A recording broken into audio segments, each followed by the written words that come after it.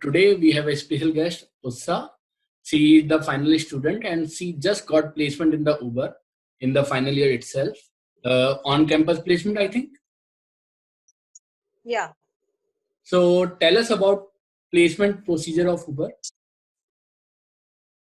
So Uber came on campus in the first week of our parent season, and it had a total of 4 rounds. The first coding round with shortlisted student, and then 3 rounds, 2 technical, and the last one HR plus technical. Was there any screening criteria? Means 8 CGPA, 9 CGPA kind of thing? There was this criteria that no backlogs were allowed and a minimum of 5 CGPA. Okay. So how was your coding round experience in Uber? So the coding round was of 1.5 hours. It had 3 questions, and according to me, it was tough. The questions were from medium to tough. There were 2 questions based on graph, and one I think on dynamic programming, though I don't clearly remember. And most people who got shortlisted were able to solve one question fully and the rest too partially. It was the questions were tough, very hard level questions, so it was hard to solve all 3 of them in 1.5 hours. Yeah, it Uh, was the hardest round of all the 4 rounds for me. so they asked the graph and dynamic programming question in the coding round only. Yeah. So it was pretty hard. So how did you prepare for a coding round? Did you code all the programs, all the problems, or did you solve it on pen paper? I did both. When I see a question, I would practice cracking the logic, solving examples, taking sample inputs on pen and paper. When I know my approach fully, then I'll go for coding it. So that means in reality, you need not to code all the problems while preparing. Yeah, I mean, coding is a good practice, but when you solve so many questions a day, you can skip 1 or 2 questions because you know you can do it. So I did that, but there are many syntax and logical errors that you make. So if you can code, it's the best. But it requires so much of practice at least. Means you have done a ton of Yeah, questions first of all, then only you can skip some. yeah, right. After coding round, finally you faced two technical rounds. So how was your experience in the technical round? Means it was kind of tough, or what was the difficulty level you faced in those technical rounds? The questions asked in the technical round were also medium to hard, but they asked questions from a set of questions which included all kinds of range. There were easy questions as well, but more from medium and hard. So for me, it was both the technical rounds were code pair rounds. That is, you have to code right there and right then, and you have to run your code. So for me, Run the your issue code as was in run in the machine, not in the pen paper. yeah, not in the pen paper on your laptop. You have to code it and run it. So for me, I faced a code pair round for the first time, and for me the issue was to not crack under pressure and be confident, because when you code, it happens that you make mistakes and you discover them only when you run it. But when somebody is viewing your code right there and right then, you need to make sure that you're not making any mistake for that person to point out. You should have your complete presence of mind to figure it out, and you should also be writing clean code, and like everything should be proper, like that the code should also be readable, and you should not have to decipher everything for that person. Okay, so yeah, I feel or I think people doesn't practice to write the code in front of interviewers. So that's totally new thing for you. So how did Yeah. you manage to handle that pressure, and was you ready for that code fair round? So all I knew was I have to be confident. If I get nervous, then I will lose it all. So what I did was like I when I was coding very carefully, I was taking care of what I'm writing.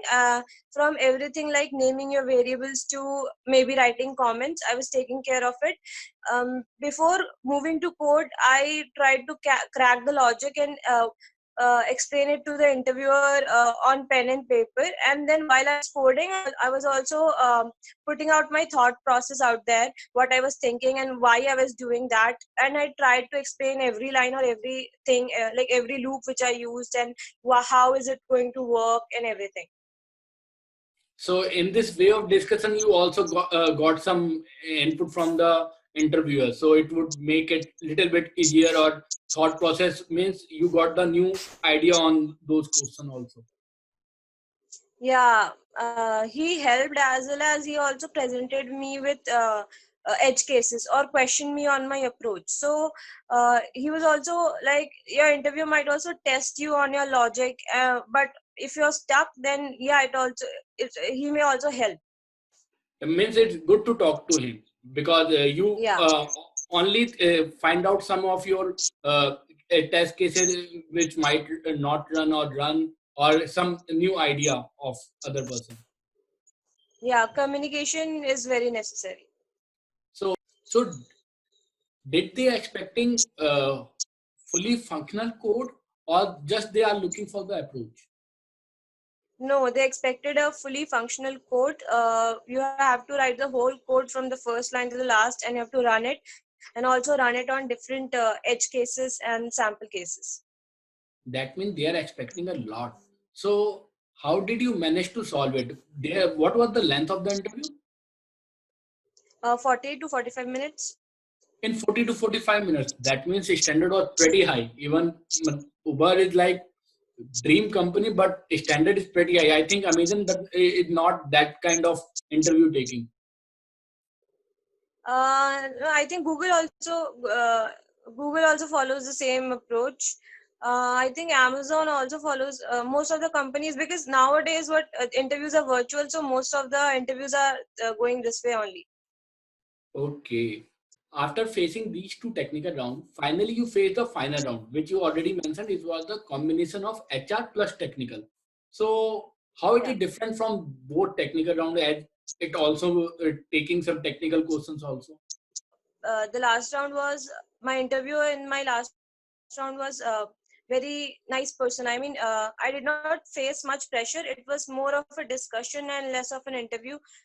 There were technical questions, there were questions on my CV, and there were questions on the projects that I have done, as well as there were questions on personality assessments, or questions like how would I work in a team.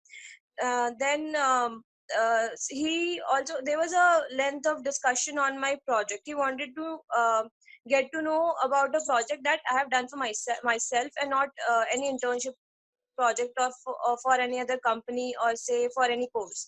So he was particularly interested in that, the project, how I planned to do it, how I executed it, the tech stack, what did I learn. Then there were questions on the tech stack that they use, and I think he tried to get an insight of how much I am versed with all the technologies. And then there were general aptitude questions, or general HR questions, that we say personality assessment questions. Okay. So congrats, you nailed the Uber. How did you prepare for overall placement? You uh, kept in mind you want to crack the dream company.